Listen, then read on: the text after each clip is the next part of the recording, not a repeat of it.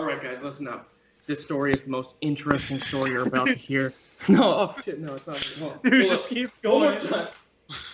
Hold on. I gotta let us get set up. All right, here we go.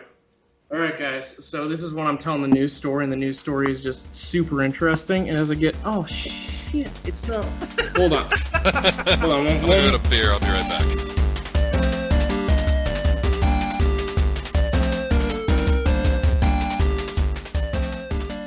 Thank you, everybody, so much for tuning in. This is our first time doing this, and I think that the stream's already frozen, and that is okay. We are the LegacyGamesCast. We're four guys who all love games and everything having to do with games, and so we thought we'd come together and do what we can to share that love with you and to just talk about it. So, without further ado, I guess I'll introduce the team. First, we have at the top, with my top left, stream top left, we have Daniel. You want to introduce yourself, sir? Hey guys, Daniel. My gamer tag is Gorgionin or Shazam32. I've been gaming for a long time. I actually have been gaming ever since Gizmos and Gadgets came out, which was back in 1995, I think. Never heard of that. Never heard That's of that. That's the retro, dude. That's retro. Going a bit back. Too young for that, I guess. Great. We're already insulting my age. That's great. Good start. Thanks. So, And then top screen we got Given to Fly, even though that's what that is. It's not Gavin, right? Yes, That's yes. the name? I've been called Gavin more than once. Yeah, you can find me pretty much everywhere. Twitch, Twitter, Given to Fly 1021. That's given without the E's. That name actually came from AOL. I was trying to come up with a name. It was my favorite song at the time, and it was restricted to however many characters that is, so that's where I got that name from, and it just kind of stuck. I've been playing games all the way back to the NES. The first thing we ever got was the Power Set with the Power Pad, the one thing where no one ever stepped on it or ran on it like you're supposed to. Everybody was on the floor hitting the damn thing with their hands. Anyway, so that's me. I've been a huge Nintendo fan my whole life. I've branched out and been heavily an Xbox guy since the original Xbox came out. Love shooters, love RPGs. I've finally gotten back into them recently after a long time of not playing them, and that's me. And the Whisperer and Chuckler in the top right, who has the Destiny icon. I wonder what games he has played. Narzel or Andreas, would you like to introduce yourself? Yep, my name is Andreas, also known as Norsul, or Narwhal, works too, I guess, because I get called that more than my actual gamer tag. I've been playing games since the original PlayStation, and it's gone downhill from there. Downhill. It's been a spiral, man. I play. It's only gotten worse since then. I play all kinds of games. No game gets under my sight. But my absolute favorite games are RTS and RPG games. Solid. And so for the viewership that's inevitably going to ask in the comments, where is your accent from? I don't know. Yeah, we don't either. It's a mystery. We'll never talk about it. I'm from Sweden.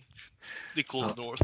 That's where, if you guys take a look at his picture up there, that's actually the background. That's an icy, cold background in Sweden. Disturbing Tiger. I've been there. I know.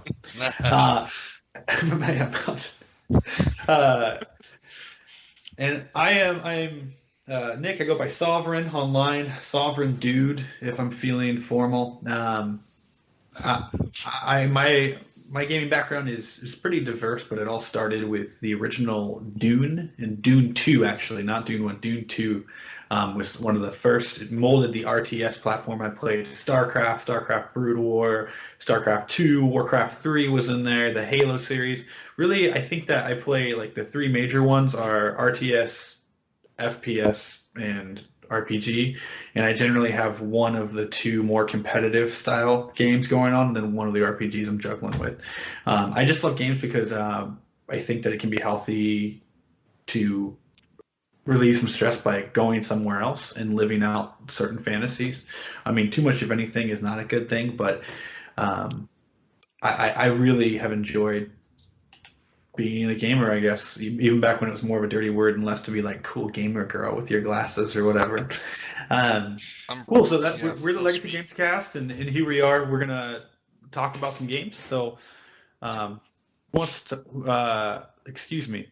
What kind of games have you been playing this week? That's what we're on the table there. A little rough around the edges. Daniel, you been playing anything this week?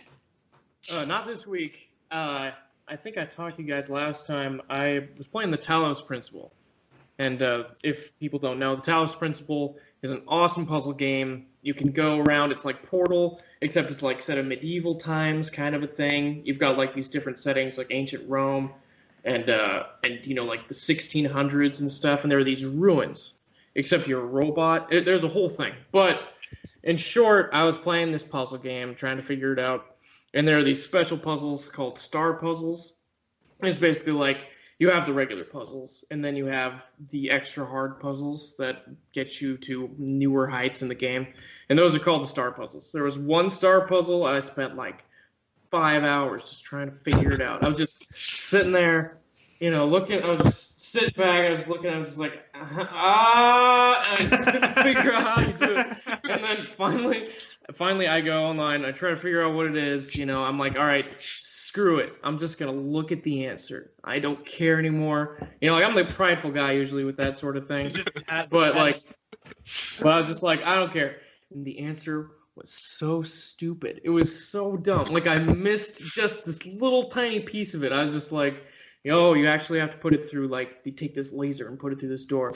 And I was just like, no, I should have got that. And so now... In BioShock Infinite, when we were playing that, and we thought that we couldn't figure out where to go, and you and I went downstairs, and this guy's like, psst, come here. And, like, we go talk to him, he's like an NPC, and we're like, yes, the answer. And then we walked over, and the guy goes, because, like, BioShock Infinite is very politically driven, he goes, I am a progressive. I won't tell them you came here. And we just are so mad Daniel just brutally murders this guy because he's an NPC. And in that game, you have like this claw that you can just like shred people with. And Daniel's like, oh, yeah. Fuck you. And he just... I could never try to solve a puzzle for that long. Holy shit. I don't know, dude. Sorry, I'm just reminding me that they're just like, you're like, that's exactly the next. Oh my god! Done, dude. But anyway, so long story short, I have not been able to even look at that game for the last week or so. I was really ashamed of myself, you know. It's important to have pride. I have no pride. If I don't get it in the first 20 minutes, I check it. I look it up always. I have no shame. Totally. Frank? Yeah. Call you even Frank, what have you been playing this week, man? Oh, I started the week. I'm still playing Final Fantasy 15, which I am absolutely in love with. As I mentioned before, I kind of lost my way with the series after 8. 6 was one of the greatest games of all time. I absolutely love it. I play it every couple of years. 7, everybody loves it. It was the first one on the PlayStation, you know, massive change to full 3D and everything. But 8 was a little long-winded, and it really turned me off. I just, at the time, I didn't have time for 40 to 60-hour RPGs, so I moved on. But I'd heard a lot of good things about 15, and I picked it up. And one of the things I love most about it is it has a quest list. So, I mean, so you have your general, going from town to town, and you talk to NPCs, and you figure out what you got to do next. You go to a dungeon or whatever. But it has this quest list where it can pretty much kind of nudge you in the right direction, and it gives you a lot of side quests, which some people find annoying, but I think, Andreas, you told me before about how you, when you play Fallout, you have to do everything, and I'm not usually like that, but Final Fantasy 15, with driving around with 3 buddies in a car and going from quest to quest, it's making me want to do everything. So that was what I've been playing for most of the week. But then towards the end of the week, I decided, Yeah, I'd had enough misery for the week, watching current events and how I feel about things and this and that. So I decided to cheer myself up with Resident Evil 7. And let me tell you, I played 2 hours of it tonight. I actually streamed it, and I'll put it up on my YouTube channel. It is one of the creepiest experiences I've had in a long time, and I loved it. It was great. But I'm only 2 hours in so far, so I don't have a full, any kind of review or anything so far. But I definitely recommend it based on what I've seen so far, and that's what I'm playing. Yeah, I was watching you play it and was cracking up, man. That game seems pretty. I mean, horror games in general are kind of hit or miss. Like they're either okay, like they're either gimmicky. Right. Like remember that game Slender? It was kind of gimmicky. Like yes, you don't. And then once you get I guess the challenge of a horror game is not to get how do you say it? Like you don't want to get stuck in the mechanics. Yeah. Like you want to make sure that suspension is there. Otherwise, it's just I'll just run away from the thing. Amnesia: The Dark Descent. You could just crouch.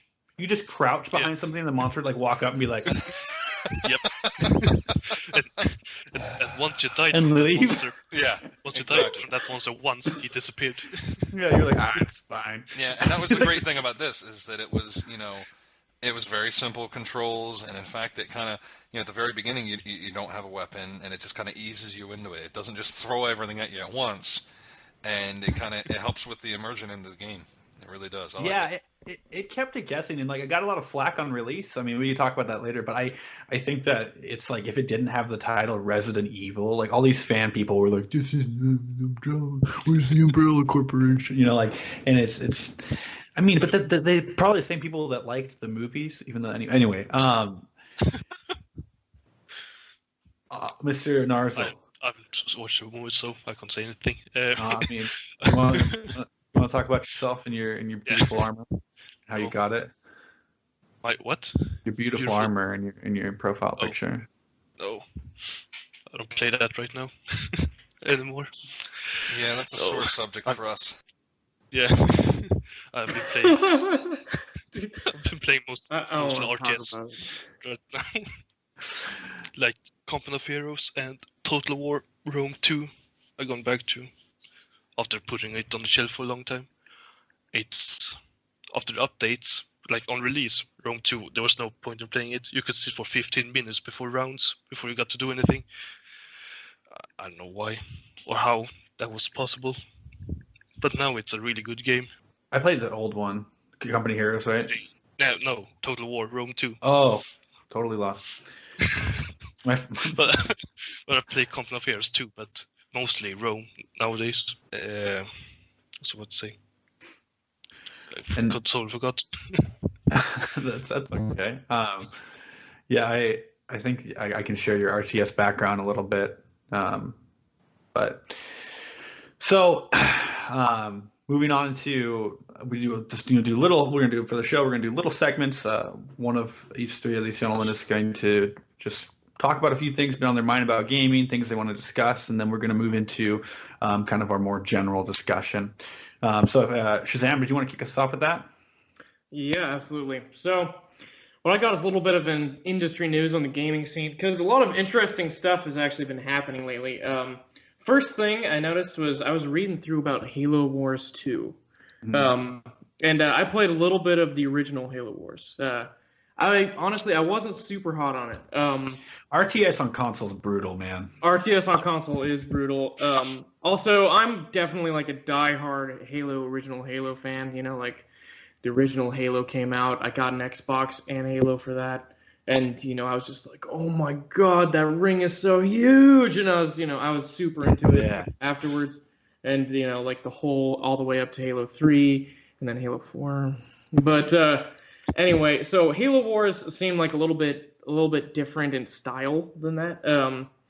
It didn't quite float my boat. But now I look at Halo Wars 2, and basically it's coming out. I think it's come out pretty soon. But what's going on in Halo Wars 2 is that they have this little card system, and it's on top of the standard kind of RTS gameplay, where you're getting units out and you're fighting each other with the armies, the standard sort of thing. And in addition to that, they have special game modes as well. They're just not the regular type. You have the deathmatch type, which just is standard deathmatch, people can fight each other until they're dead. And then one person survives, and then they win. But then there is the Blitz mode. And basically in the Blitz mode, you take these collectible cards, and you play these cards, and then each of these cards gives you certain units or certain abilities. And so the Blitz cards apparently are only in the Blitz mode. Apparently, they're only in the Blitz mode. I'm not okay. I'm not totally sure, but I'm less worried about it now. Yeah, it's less worrying. But basically, I pulled a line straight from the dev. Who's saying that this whole card system and this new way of gameplay is going to make RTSs available to everyone. So what he thinks is that this sort of thing is going to make it like so anybody can play an RTS, whereas beforehand it was apparently very difficult to get into it. But now it's just with the cards. It's just like Pokemon, You can get the cards, and you get your Halo equivalent to Charizard, whatever that might be. I got a holographic Scarab, dude. Holographic Scarab, holographic Japanese fossilized Scarab, dude. Just throw that one down, insta win, I have no idea how that card system is gonna help people get into RTS. Want to be more confusing? I would think, at least.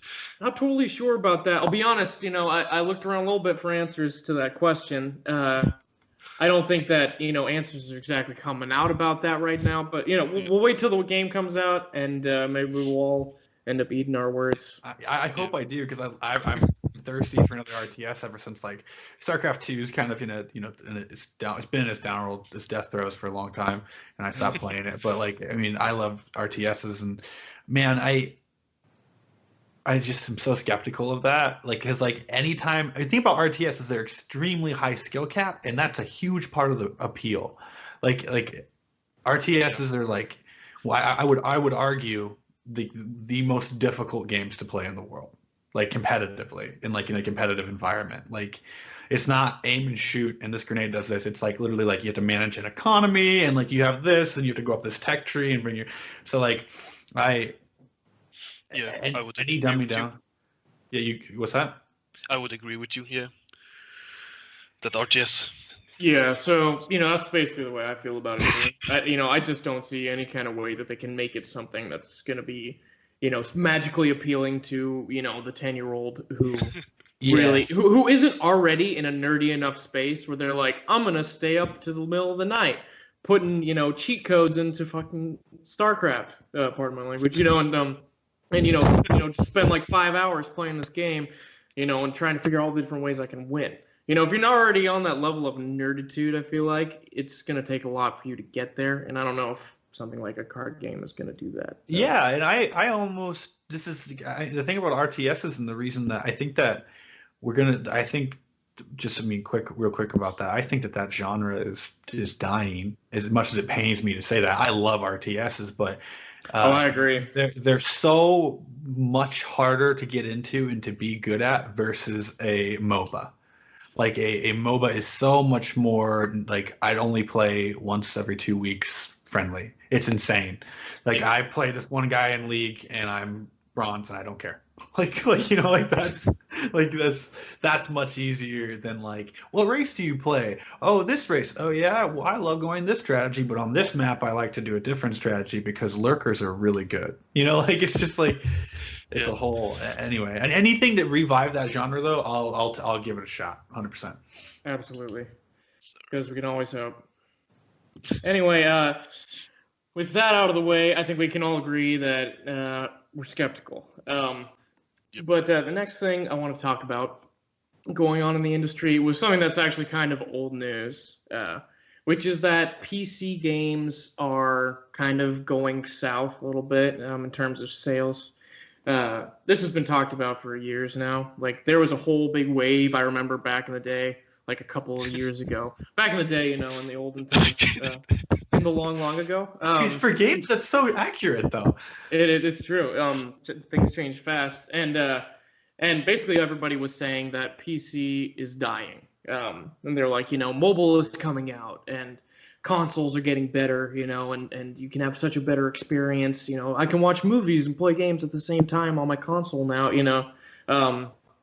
So latest, there's an article that just came out on, I think it was technews.com, but PC revenue apparently fell 12% in the last quarter. That's actually a lot for, if you look at like revenue percentiles, like that's a good number, right? Like, yeah, I'm sorry, it was not the last quarter, it was the last year. Still. But yeah, it's still a sizable number. Common sense says that it's likely to continue. Personally, what I think about that is that it's just that PCs are becoming more niche. More consoles are coming out. You got the big three, and then you've got the little ones like the Ouya that I think is dead now, but kind of showed some promise. That was won by what was it, Valve? They did a whole little tiny. It was like a little tiny one. Yeah. So I think that as time goes on, more people are just basically moving away from, we got this old computer in my parents' house and I'm going to play on that because that's all we got. And now those people who would be there are now, 12-year-old kids whose parents have bought them a console. And now they don't need the computer anymore, And then they grow up on that and that's what they have. And just general availability, I feel like, is what's happening. Because personally, when I look at the PC gaming scene, I feel like there's still plenty of great stuff coming out. I mean, Overwatch came out, and it's basically featured for the PC. I mean, you can play it on the console as well, but you can kind of get the sense that they definitely intended for it to be played on the PC. And then, you've got all these little indie games that are coming out, and you have AMD and Intel, AMD and NVIDIA, popping out gaming cards, new gaming setups. And basically, I feel like the market is just getting tailored more towards people who are PC gamers. And it's less about being, a person who plays games and more about being a PC gamer. But I don't know if you guys have any thoughts on that. Yeah, I don't know if it's had any impact or if it's why they did that, but how does Microsoft trying to do the Games Anywhere thing play into that? Is that their attempt to try and beef up the games market to help it? Where I think Resident Evil is actually one where I think if you buy it digital, you could play it on your PC too. Oh, really? I didn't know about that at all. That's cool, though. Yeah. Oh, sorry, Andreas? No. Okay. Yeah, I don't know. I just, I think that, Microsoft is just doing their Microsoft thing, and they have, Windows, and now they're clearly trying to just make Windows everywhere now, and they're just like, oh, now new out is Windows Fridge. You can put it on your phone, you can put it on your fridge. Windows Fridge. Yeah, you can they've got all kinds of things like, they could put it on your gadgets and stuff.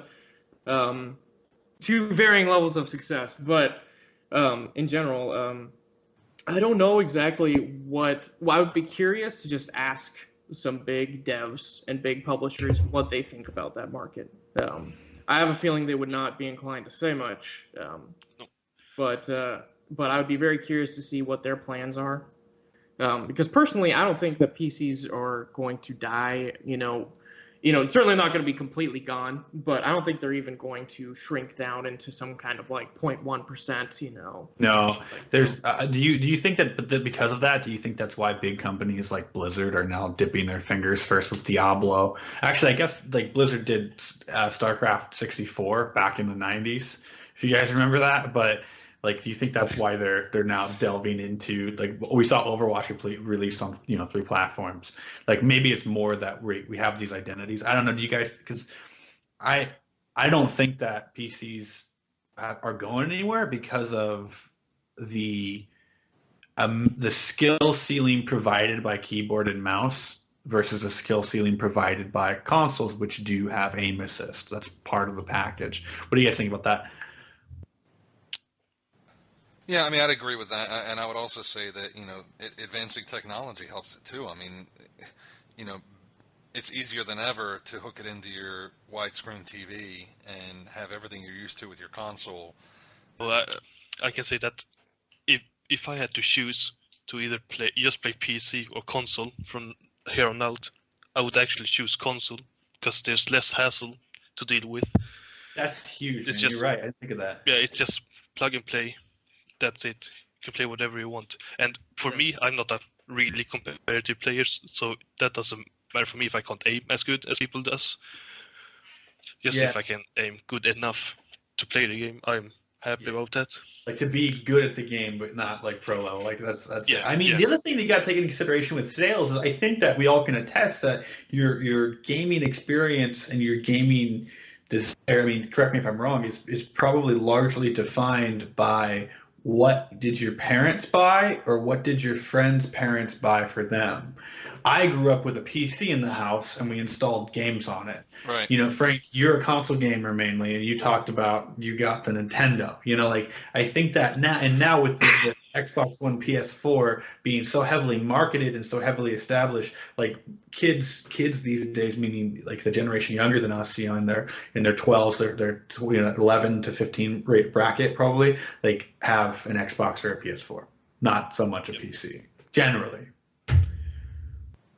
Here's a little bit, actually, it's kind of interesting because, as you kind of see with developers, there's actually a big ceiling to getting games and updates out to consoles versus PCs. So even though that might not decide the market, that is something that developers do deal with. And it is a very wide and difficult process because, if you think about it, the console has to have exactly what they plan to have on it and absolutely nothing else. Whereas, PC is like, you've got some, weird streaming thing over here, and you've got, some kind of, like some little tiny game, and you've got this, you got all kinds of things on there. Yep. And basically, if you're going to publish a game on PC, Windows is there, or, Linux or whatever. And Windows supports whatever you're going to do, and then when you put a game on a PC, you're basically accepting the fact that whatever else is going on my PC is going to screw with it in some kind of way, if it does, and that you deal with it.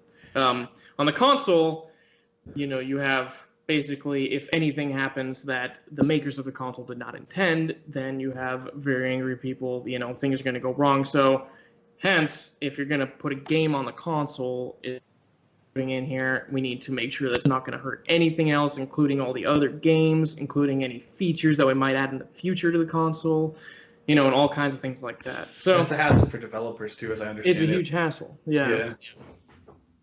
You can see that. Anyway, Frank, were you gonna? Huh? No, I think. What else do you have? I wasn't gonna say anything else about PC or consoles. Okay. Well, then let's just move on here. Okay. Because actually, something I discovered that was pretty interesting. I'm sure that everybody knows by now that Oculus, is the Rift. They have the VR thing, and it's big news for like the last 3 years or so. It's going to revolutionize. Yeah, the hype train. The hype train has been they've been shoveling coal in there. The conductor is going crazy. But basically, it's been coming for a long time, and it's not out yet. It's going to be out. And actually, Oculus recently announced that soon they're going to announce when you can start pre-ordering. Actually, no, it's not that ridiculous. They're going to announce when. Yeah, no, it is. That is literally it. They're going to announce that you can start pre-ordering it on a certain date. So the announcement of the announcement has officially come, guys. Perfect. It's time Let's to go. get excited. All right. I'm ready to run through a wall just for one Oculus. step closer to the actual announcement. That's crazy. But anyway, so that's happening. But I was looking around at it, and personally, I'm kind of upset that there are a bunch of people who got into the Oculus through crowdfunding, because that's how it initially came to be. Is people were pitching in through a Kickstarter to get the Oculus going. And they were all just like, this sounds super cool. It's by these independent guys. The guys take all of it, and then they sell it off to Facebook. And then Facebook is just like, don't worry, guys. We're going to take this. We're going to make it great. Personally, I'm a little skeptical, but, we'll see how that plays out. But anyway, I was looking at the news for the Oculus, and apparently there was a guy who was on the Oculus team who used to work at ZeniMax. And for you guys who don't know, ZeniMax is, I think, the parent company of Bethesda. It's either the parent company or the sister company. They're the ones who made all... Sorry? Parent company. Parent company. So they are the ones who made all the Fallout, the Elder Scrolls, all of those big open world games. So they apparently, at ZeniMax, were developing and working through trying to figure out VR technology. and I believe it was at least some guy, some higher up, was at ZeniMax. He left ZeniMax while they were working all this, joined Oculus, and basically what seems like took all of this VR knowledge and basically stole it to make the Oculus. And so now they're coming back to him, and they're like, they're pushing the legal stuff on this. Yeah, they're like, they want like $4 million or something. Funny side story, not to completely cut you off. The guy is John Carmack. John Carmack, that's right, yeah. Creator of all the Doom games, Quake. Like, this guy has been around for a long time. Yeah. Indeed. And apparently I heard that he took stuff from them, and ZeniMax is actually the owner of ID Software. I think it's id or ID. And apparently, I think I heard about it the other day, and they said that he took stuff with him, and he's trying to play it off. I didn't realize the code was in the emails or some shit. It's a wild story. Yeah, that makes plenty of sense. Yeah, things happen. That makes sense. Yeah, shit happens. Oh, no, don't worry about it then. It's fine. Just emailing some codes to my friends to show them, and then, I ended up at the company that I started. I don't know why, but I picture that guy having just tons of dolls from the games he's created all over his desk. I don't know why I have that mental image. There's just little Doom guys and shit, like just, oh, what's up? He like closes his like back. His ringtone is like the Doom song. He's like, sorry. They're just sitting in the dark with all of his little figurines. Just I don't know what. Little bobbleheads bobbling along. This is that just gives me a really like dark, sinister kind of atmosphere though. Like, he's got like an oil lamp, and then there's all these like the silhouettes of all these dolls, and they're just like scraped up and stuff for God knows why. They're just like these really weathered things. Just like why are there, yeah, exactly. Why is there a X over the heart of this little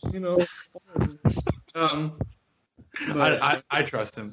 Good man. Anyway.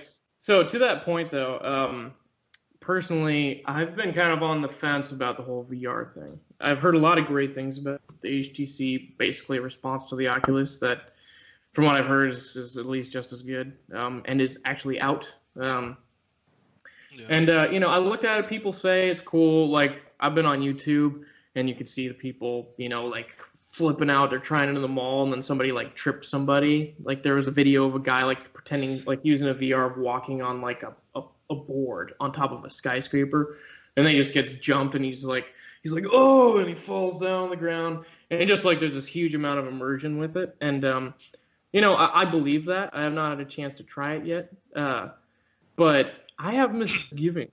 I'm not sure exactly. 3D glasses, man, like it was this big hype thing, and people don't want to wear shit.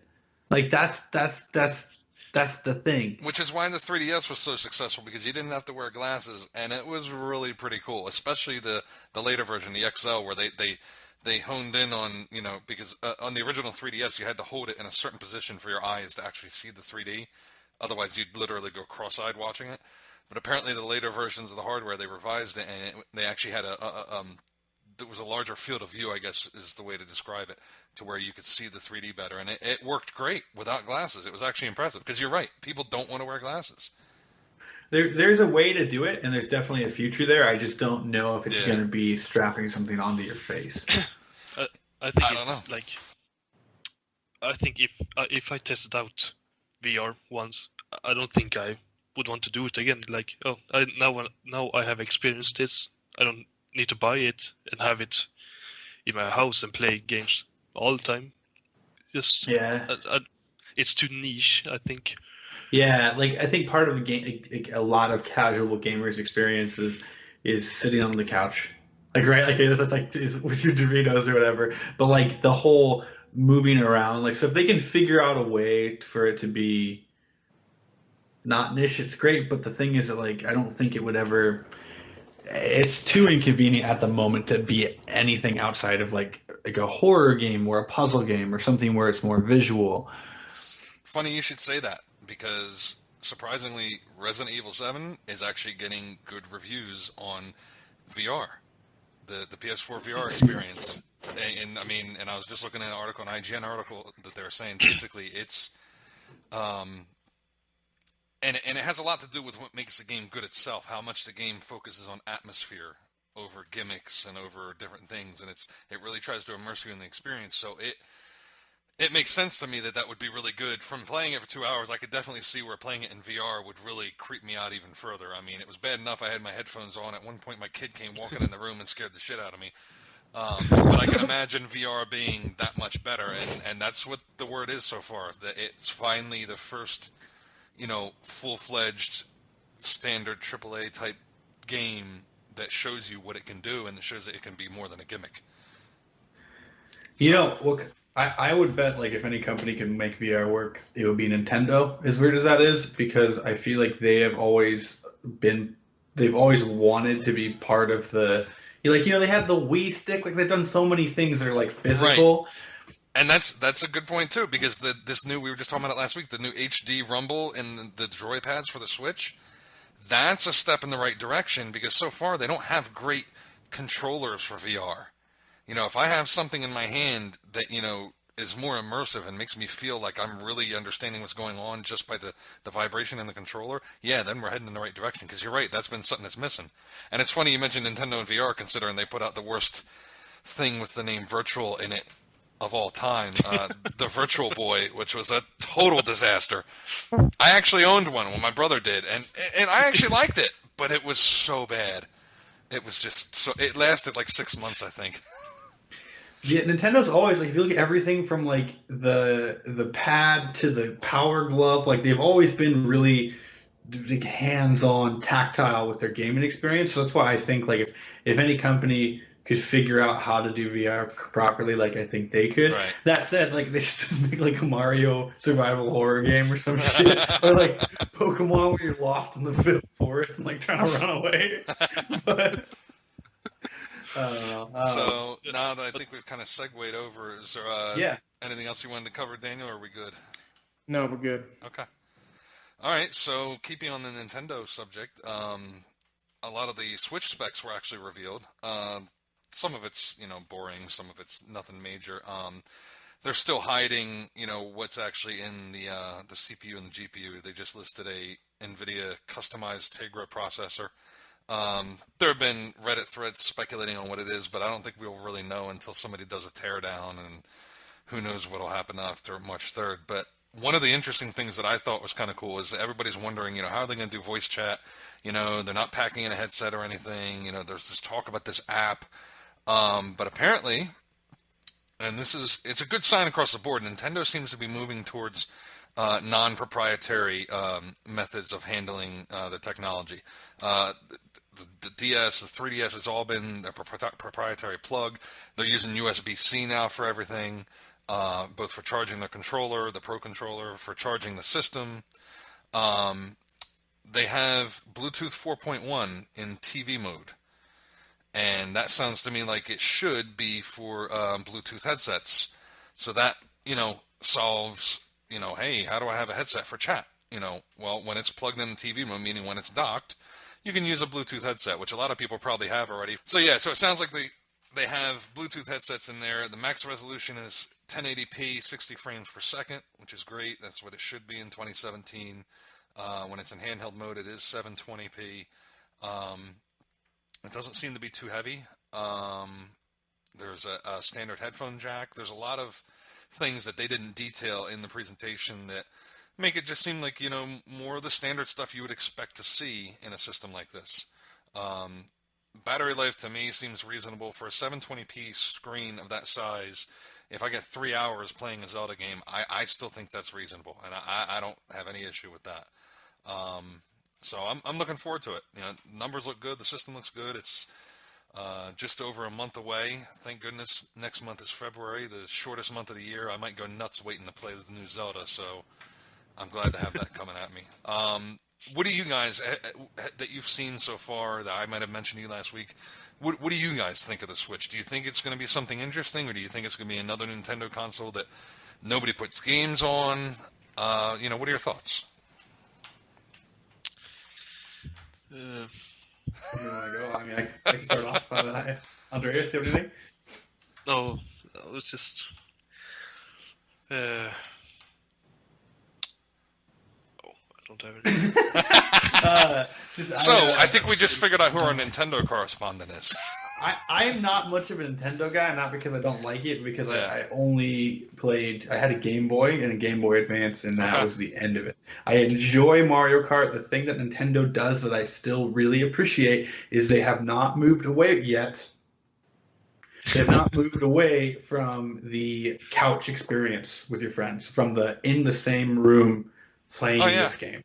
And that's something that I think that, I mean, if you look at like Pokemon Go and stuff, like even that, like Nintendo has this really different take on games, and I think that even if they have failed projects, they move the industry forward. So Yeah. I'm always excited to see something new from them, even though I probably will never touch it. I mean, I've never, I barely know that Zelda is not Link. Like I got that. That is a tragedy. That's a great series. Anyway, yeah, no, you're absolutely right. And I mean, a lot of the marketing we've seen so far with the Switch, they still focus on that experience where they'll show. I think the first video showed, it looked like a basketball team after practice. They all had a Switch and they got in a circle and they sat down and they played a multiplayer game, a local multiplayer game. The big and that's what I think is really attractive So about that's Nintendo. pretty. Yeah, that's pretty cool. Yeah, Because I missed it, man. Right, the big reveal last week, they showed, everybody was kind of, some of your hardcore gamers, as we call ourselves, I do, I know a lot of people do, we expect the more refined experience that we get on the PS4 and the Xbox and the PC. We look at them taking the controllers and doing goofy games with someone else in the same room, and we might look at that cross-eyed, but a lot of people are like, yeah, I like playing with my friends. I like playing with my kid, and it's, when I think of it that way, I'm going to enjoy playing with my kid. It's something he's going to love. Yeah, and if there's no casual gaming scene, the people that sneer at like your Pokemon Go and your Nintendo titles that are silly or like lighthearted, like the people that sneer at that and are like, when I only play Counter-Strike, like stuff like that. If you can't be a connoisseur of something or like really into something if there doesn't exist a casual gateway into your passion. Right. So like if Nintendo didn't exist, like a lot of people wouldn't play games at all because they had no jumping pad. They had no Mario. I think I played Mario 64 and Pokemon. Those are my first games because adults are like, okay, there's no chopping of bodies, there's no rolling heads, there's no fuck words, right? Right. So I don't know. I love that Nintendo has its own identity, and that's what's cool about it to me. Even though somebody who doesn't really play Nintendo games per se, I still really appreciate it. And the thing about Nintendo, like a little bit of a rant here, but like if you go to somebody's house and they're having a house party and they plop a Nintendo game, like I don't care what it is, all the way back to N64, like to GameCube, even much as people like to diss on the GameCube, to the Wii, to the next thing.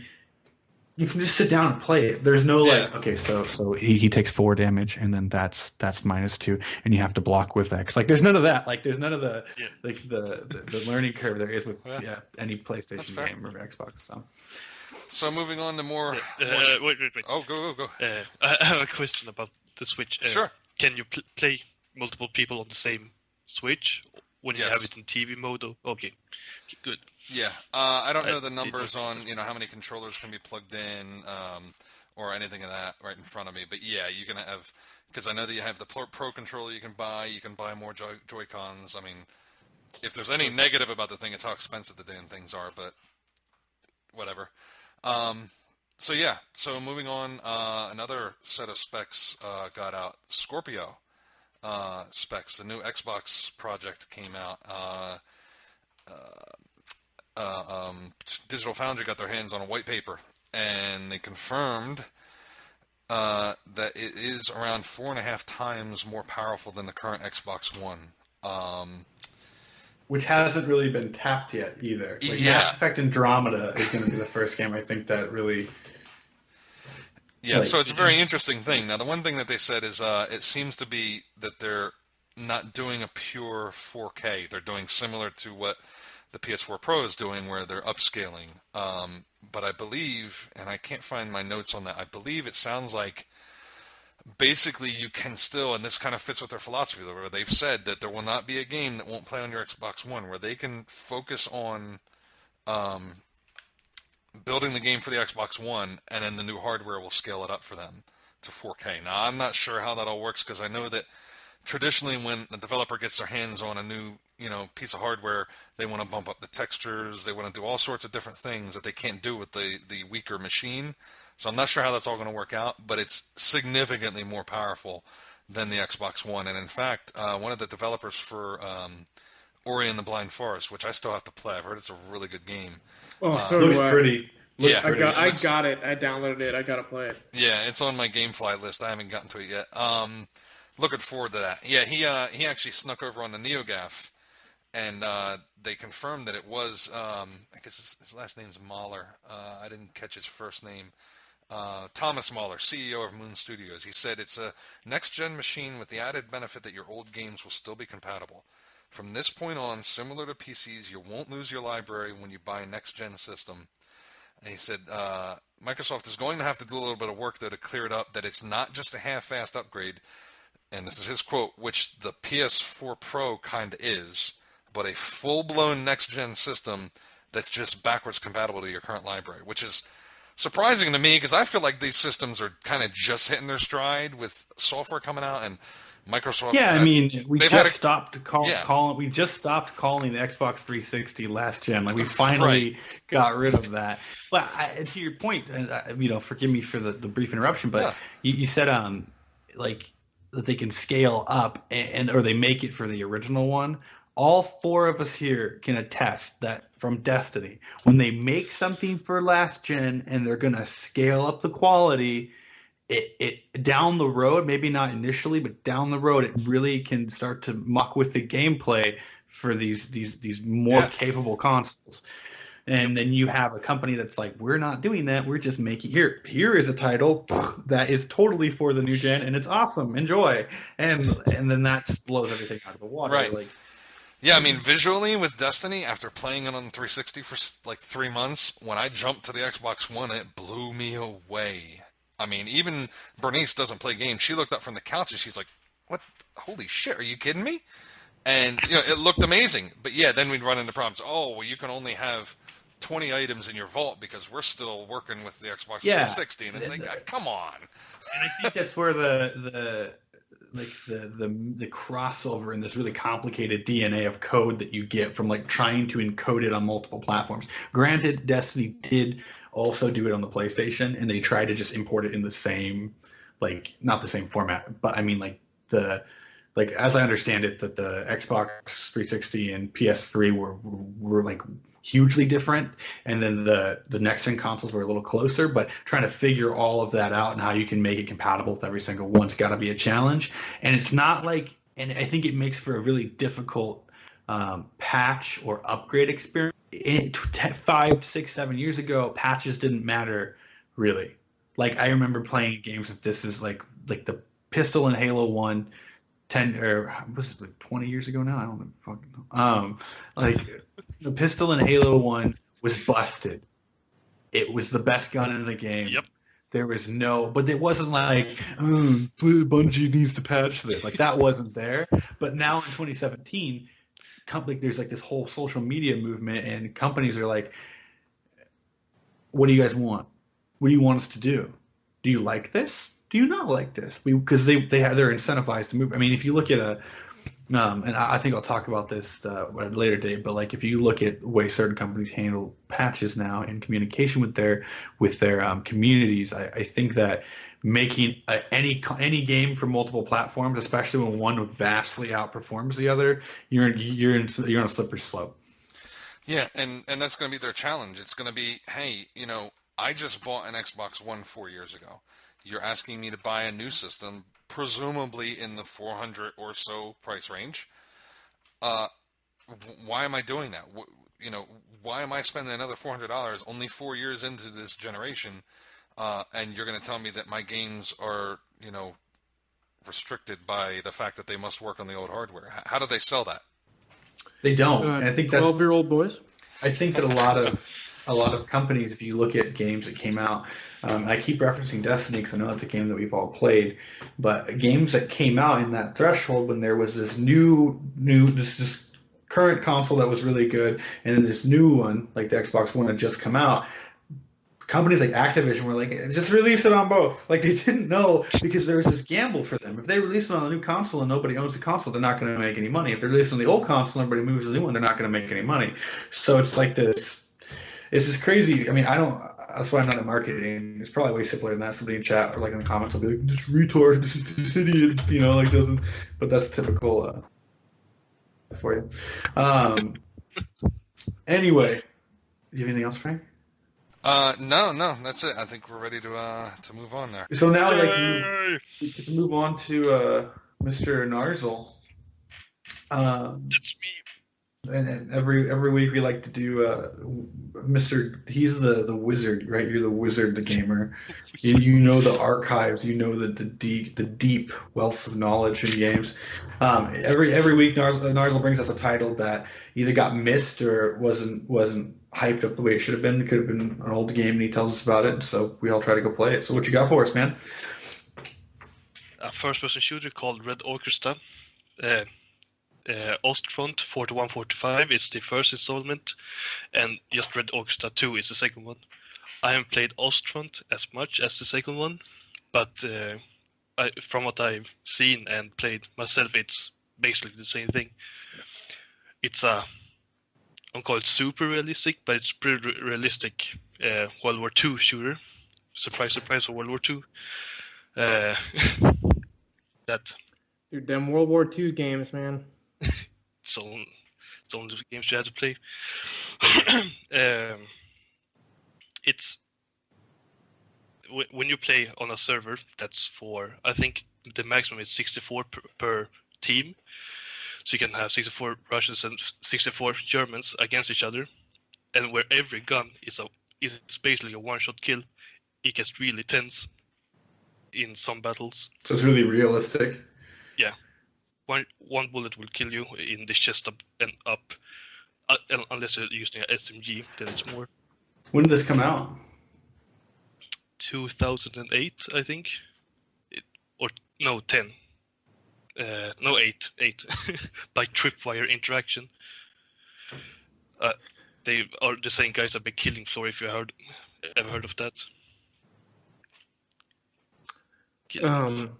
Was that the game where the art style was that they had like an outline around everything? Am I thinking of the wrong one? Yeah, that's the wrong one, I think. Oh, okay. Never mind. But even though it's a real old game, it still looks good actually. From if you play it on Ultra at least, not maybe a AAA super stylish game, but it still looks good. And actually, right now they're working on Tripwire are working on a new kind of game like this, but set in Vietnam instead. So I'm really looking forward for that. That's crazy that we're at, like, I mean, this is a historical thing, but we're at a point now where, like, we can make, like, Vietnam war games. Like, we're all going to be in our 60s, and they're going to be, like, an Iraq invasion game, and we're going to be, like... Oh, it's just going to have, no bearing on reality. It's just going to be, like... Dude, like... Yeah, like, we're going to watch... Take down the Iranian fortress. Tanks and mechs and stuff, like, walking on the beach of Kuwait. Grab the laser gun. What's going to happen? No, they have cyborgs. I'd be more... Keep going, sorry. I can say the most stressful thing you can do in that game is getting a tank, because you can have 4 people, I think, in a tank. 1 commander, 1 loader, 1 gunner, 1 driver, and 1 coax machine gunner. And it gets so stressful because you can't see the enemy. You have to see them visually to actually shoot at them. So there's no name pop-ups or anything. So you have to actually see the other tanks or the infantry that's trying to kill you. Oh, that's... So if you're the commander having to hatch up because you want to see, then you get shot shot by a sniper or something. You get so fucking scared every single time. It's so stressful. And when you start taking shot after shot, it gets, because the sound effects are really good, it gets really stressful. Can you like put on camo and like become very invisible? No. It sounds like it's like accurately representing like the chaos of war, like trying to like I remember seeing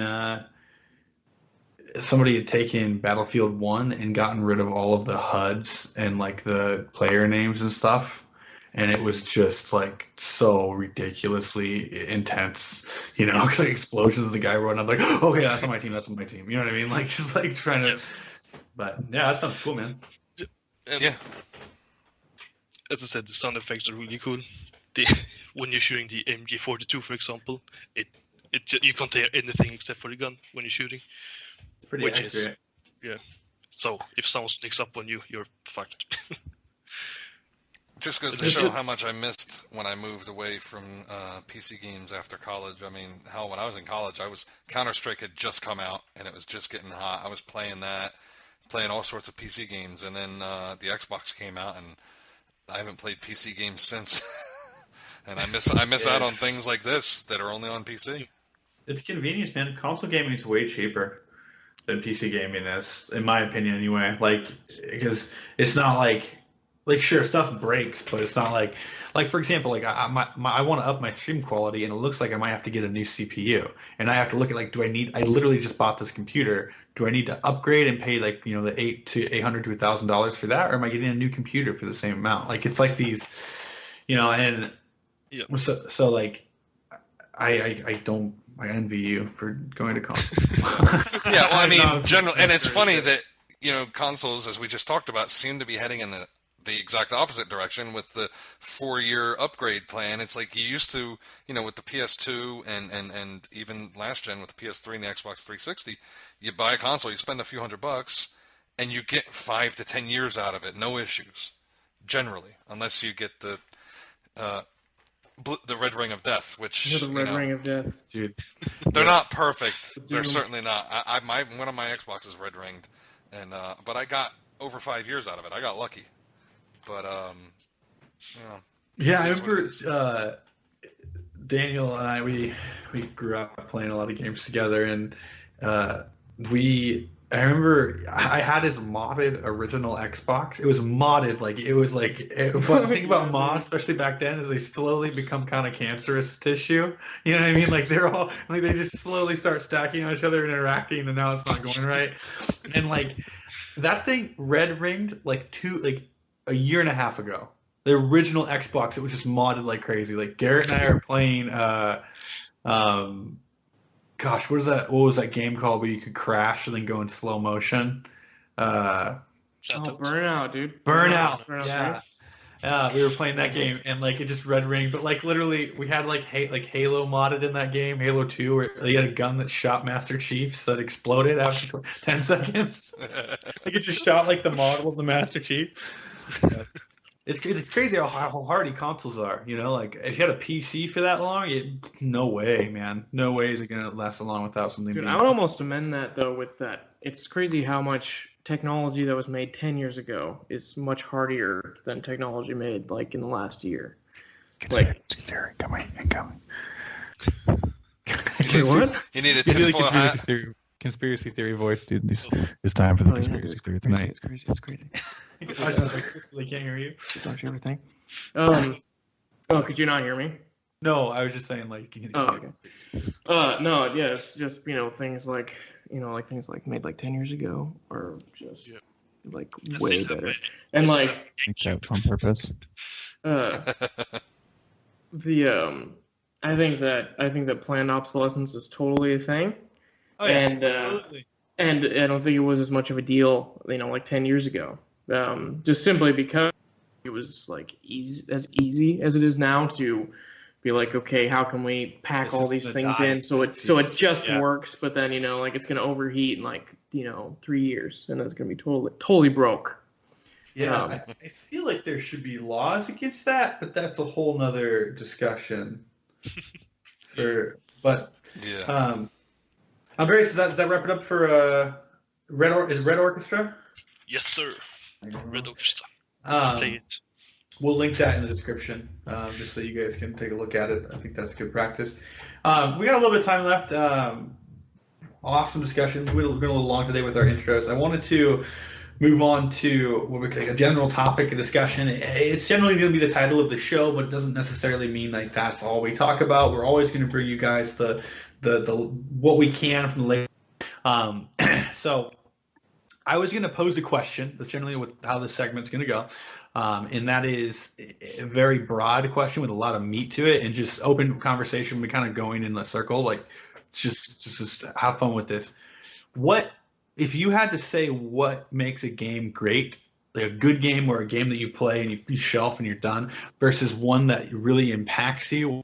You keep picking up, or those games that are almost like books to you now, like you play them every couple years, or at least kind of relive that lore. I know I do.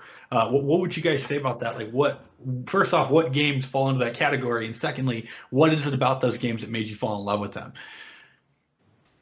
Open mic. For me, it needs to, and it kind of ties into what I was playing tonight with Resident Evil. It needs to make me believe it. It's always one of two things for me. Either I need to believe it and believe the game that I'm playing and believe the story and be immersed in it, like a Final Fantasy VI. It's just you're engrossed in this story. You don't want to stop playing it, the Zelda series. Yeah. Or the gameplay needs to be so good you don't care what the story is. Examples would be the Mario series. Princess Peach got kidnapped again. Go jump on some Goombas and go get Bowser, whatever.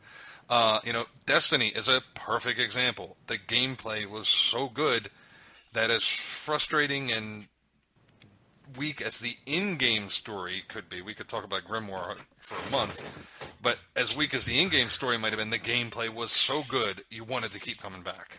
And that for me, it's one of those two things. It's either I'm so engrossed that I'll forgive little weaknesses in the gameplay, or the gameplay just supersedes everything and it just makes up for any other weaknesses.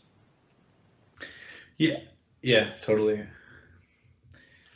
I was gonna say that on topic of gameplay, if a game has such good gameplay that I can just lose time in it, I could care less about the story. I usually don't care about the story at all. If the game has superb gameplay, then I'm happy about that. But when it comes to multiplayer games, I need to have a social. I need to have how should I put this? It must be easy to play with your friends, so to speak. Not that you have to, take Dark Souls for example. It's a pain to try and play with your friends, but it was not supposed to be played with your friends, so some people argue. But if a game does that you have to go through pain to play with your friends, then in my opinion, that is not a good game. Let's say a game that you can just you see your friend playing, you start the game up yourself, and you just jump in with him and play immediately. Then that's a good game to me. Absolutely. I bought an Xbox One because all my friends, including Nick, who I met in a raid on Destiny, I saw them suddenly showing up in my friends list playing Destiny on Xbox One, and I was like, oh, shit, everybody's leaving me. I gotta upgrade. All right. Yeah. And it's the same reason why I stopped playing The Division, because honestly, as frustrating as The Division was when it first came out, my friends stopped playing it. And I'm just like, I'm done. I'm moving on. Yeah, the social experience. Absolutely. Like for me, it's a lot about a memories associated. It's two things for me. It's either memories associated. That's a big one. I go back and play a lot of games now that I'm like, oh, that was so great. I'm like, this is shitty. I can't think of an example right now, but if you go try to play through the Warcraft 2 campaign or something, it's like, this is not good. This isn't, but it was what was cool at the time, and so I have all this memory associated with it. But the other one for me is complete immersion and attachment to characters. I like falling in love with characters in video games. The same with movies too. And Mass Effect series did that for me more than any series ever has, where it's I'm that character, Garrus Liar, the homies. You know what I mean? We're going in. We're he had Rex, the big Krogan. He's that classic Klingon, like the warrior guy on your squad, like he's this massive dude, he's the kind of guy that you're just like, well, I brought him, and like you just like in like the second game you go see him, and like because you get separated in the first game, spoiler alert, Andreas, you get separated in the first game from your squad, and like you're trying to like find him, and like you walk up and you literally just like he's like Shepard, and like gives you like a fist bump or whatever. It's just like. It's just such a just this moment of like, yeah. I think for me that's what really drives that drives memories out of it, or just like stuff like the Master Chief being like, I won't. like when she's like, what if you miss like those moments that were like, you and your friends were like, oh, dude. Like all that stuff for me is what really makes me love game. Even like. I have fond memories of all the StarCraft games because of like playing competitively and like that feeling when you pull out the win. But I have such fond memories of the Mass Effect series and of you guys remember Knights of the Old Republic, the Star Wars game, like the first one by BioWare. I love BioWare games apparently. The like even though you didn't like talk like those voiced characters that you can I love that interviewing. Like it's just like the attachment, Because I'm the kind of person that needs to know everything. I need to know everything. Like I need to know for full immersion. Where did he come from? Why does he care? Why do I care? That's why I never finished Skyrim, man. Because I just keep like tabbing out to Wikipedia, and it becomes like a chore to like learn like oh, so the Dwemer did this, and then yada yada yada yada. But I think that's really cool for like that gaming can be so impactful on character development too for like a person, So I think that's for me is like I said the experience and development. So yeah, and to piggyback on the experience thing, absolutely. When you were said, your Master Chief, yeah, I won't. The moments like that, the most memorable moments I have that are related to that would be in the Zelda series, and it was actually in Skyward Sword where. Spoiler alert for anybody who hasn't finished it yet. There's this sword called the Master Sword, and it's been a big part of the series ever since the Super Nintendo version of the game, A Link to the Past. And it's always been the sword that you need to be able to face Ganon at the end of the game and defeat him and beat the game. Well, there was a certain point, and sometimes I'm fully able to keep up what's going on, where a game is in a timeline, what the story is, and like I think I knew that this one was set very far in the past, and it turned out that Skyward Sword was the first game in the timeline, all the way back at the beginning. And about midway through the game, I realized I was actually forging the Master Sword, and it was just like this moment where I realized, wow, I'm actually creating this fucking sword that every descendant of this character in the other future games used. It's like, wow, that's really cool. And it was just a nice touch for me where it was just a memorable moment where when I realized what was going on, I was like, oh shit, that's fucking awesome. Yeah. I'm starting everything back here at the beginning of the timeline. It's really cool. Spoiler alert again. Do you guys remember the Would You Kindly reveal? Yes. In BioShock 1? Dude, that game so good. Was incredible, man. And like just like the atmosphere of the big daddies, like walking around like in like the and like I remember seeing somebody play BioShock, like another great game with this immersive story, this crazy like they took this crazy idea and we're like it's underwater and they have superpowers and they just explained it away with like good storytelling and it was incredible. And like I remember that game being like so weird. You saw it the first time and you're like, the hell is that thing? It's like a big daddy on the screen. I was like, why isn't it attacking you? Why does it have a drill? Where are you? Why is your hand on fire? Like all of these questions. And then like you look at BioShock 2, like a BioShock Infinite. Excuse me, not BioShock 2. Rockstar, get out of here. But BioShock Infinite, like again, character development with story. But Elizabeth and Booker for example, were like characters that I remember. If you guys have all played that game, right? BioShock Infinite. Yes. I played half you remember of it, when but you then I got tired of it. Classic Naruto. I don't like storytelling games. like there's a scene where you're on this like skyhook thing and you fall and you and Elizabeth fall and you fall into the water and then you wake up on this beach and it's this huge contrast from this violent thing you had just had happen and everything's happy and peaceful and you just are walking around on the beach having dialogue with Elizabeth, the main character that you're with, and it's just this beautiful moment where it's like a book. It's like the storytelling. That's what I love so much. I know that Narzal, you're way more like gameplay driven, and I guess games that have both are what are best for you. But BioShock Infinite for me, like that was just like. Yeah, it's absolutely on my top 5 games list, probably at least top 10. It's up there. It was phenomenal. Oh yeah, me too. I feel like what you guys are implicitly saying when you're talking about this stuff is like. Kind of what you said, Frank, was that, the game is trying to get you to believe it. Yeah. It's in some way suspending your disbelief, but more than that, like with Frank, you were talking about, like, okay, I played all these Zelda games before, and that built this whole, like, what do you call it, like pathos or whatever for it's like relationship. The culminating, yeah, exactly. Yeah. And then, like, with BioShock, they do it, like, in a pretty short amount of time, but still, like, people like me and people like Nick, we played the original BioShock and just loved the crap out of it. And then this one comes along, and you can see, intentionally that they interlaced. Obviously, the gameplay is similar. And, you're a guy, and then you're wandering through this place again, and there are just these little tiny pieces of story that are just engineered in just a perfect way where that you're developing the attachment. Without it being like a chore, like like in Skyrim or like in Destiny, when you have to go and read the damn cards to try and figure out what is happening, Yeah. But like I think what really it's determined on is if they can just sell that to you in a way that A, does not impede your gaming experience as it's happening, and B, is believable. Yeah.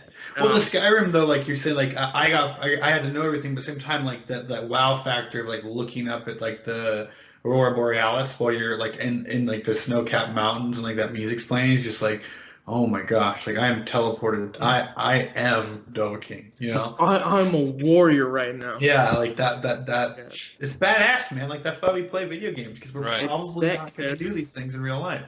And that was what I loved about the subtleness of Infinite, is that they kind of eased you into it. And it got to a certain point where, rifts started to open, in case Andreas ever goes back and plays it. And you see other things. I didn't fully realize what I was looking at. And then when I got to the ending, it blew me away. Like, wait, what was going on? And then a buddy of mine's like, you didn't hear the barbershop quartet singing the Beach Boys in the first 5 minutes? Yeah. Like, are you kidding me? So good, dude. And I'm like, wait, what? Yeah, dude. Oh, so good. Yeah, Tainted Love on the piano, like the old-timey piano. And it's like and it was then right you go, there in the you beginning get of the game. The tear into Paris and like the Revenge of the Jedi is on the big that's screen. What I was talking about, yeah. That was the one where when I first realized, I first kind of got a clue what was really going on was that moment right there when I saw. You should finish it, Andreas. Yeah, you should really finish it, man. No, I'm busy with fucking Mass Effect right now, so don't put more on me. But wait, on the point of storytelling and stuff, reason why I love big RTS games like, let's say, Total War and Civilization, I like to make my own stories rather than listen to other stories, so to speak. So I think that's why I don't really like storytelling games as much as other people do. You prefer free form, like you can wander. Yeah, I like the RP. Well, for me, there's like two extremes. Like I agree with both of you guys, because like if I have a multiplayer experience, like I'm gonna bring up Overwatch again, just because I honestly think I love Destiny, but I honestly think Overwatch is the most interesting, polished, and enjoyable multiplayer experience I've had. Because there is some story there. If you want to look into it, you can kind of wander around and see some things are there. There are comics and stuff attached outside of the game. But really, you can just jump in there, and you have these characters who are just immediately apparent that they're like, okay, here's Reinhardt. He's a giant dude. He's got a giant shield. He talks like this, and he's like, this just macho dude never sense, and he has a giant hammer and he smacks people in the face. I with wonder what his job is. Yeah, exactly. And then you have Genji, which is like this tiny little, they're all these archetypes. Like there's the little ninja guy, and he's thin, he's got a great butt, but he's got like a sword. He must work out.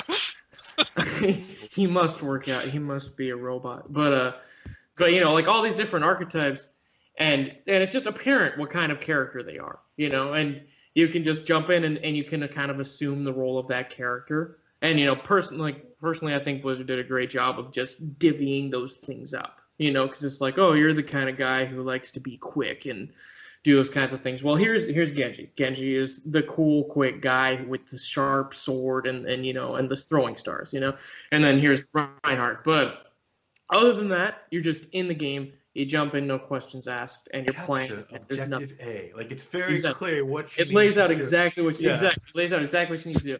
But for single player games, I go there for multiplayer, and that's exactly what I want for multiplayer. But for single player games, it's on the opposite side, where you guys are talking about just great. For me personally, if there's not a strong story that I'm buying that has some cool stuff in it, where I can be oh man, that tree is a giant mushroom, that kind of stuff, I'm in the strange land, that's a reference to Morrowind, one of the Elder Scrolls games, but it needs to have something that's pulling me forward and making me believe it and making me feel like I'm escaping.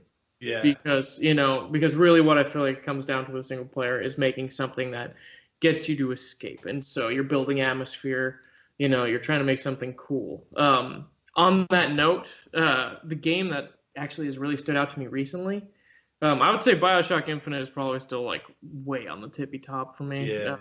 But one game that actually came out recently is called Inside.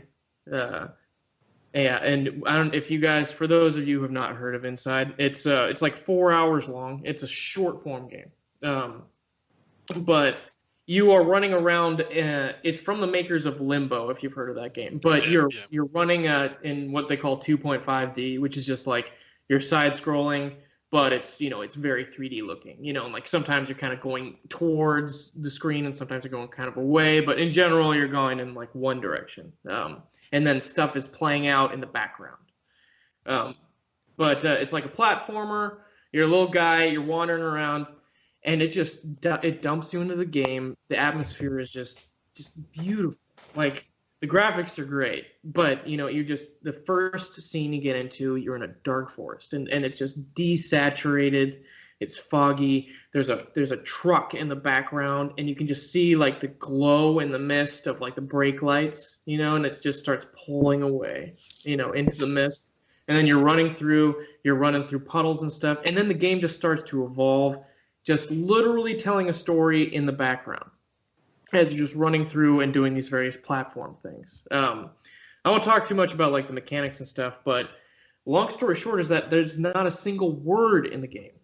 You don't get any kind of direct communication about what's happening. It's leaving it entirely up to you to figure out what's going on based on what you're encountering and based on what is going on in the background as you're doing it. And they just told this just a beautiful, very open-ended kind of a story. And it was just so geniusly done because, you have these people in it and, they're just running around, making general noises and stuff and running to and from this kind of machine and stuff.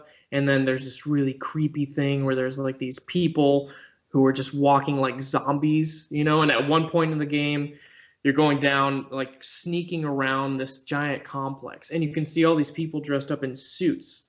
And they're just in a giant line, just walking from infinite this way all the way to infinite that way. Just this line of these you could say middle class looking people in business suits, but they're just slumping along. Their heads are down, and they literally just look like they're zombies. But other than the fact that they're just walking weird, they look fine. Just the atmosphere that. It's the atmosphere that stuff like that can set up that really it makes you be like, what's like? I think that like I guys we're running really short on time, so like I'll try to but like to your point, like this is interesting shit because like I have two things. One, you got me thinking like it's anything in a game for me that makes me go, well, why is that? Why though? Like, I got to find out. Like that pushing it forward. Like even like in Pokemon, like super childish game, but you're like, well, what's in that town?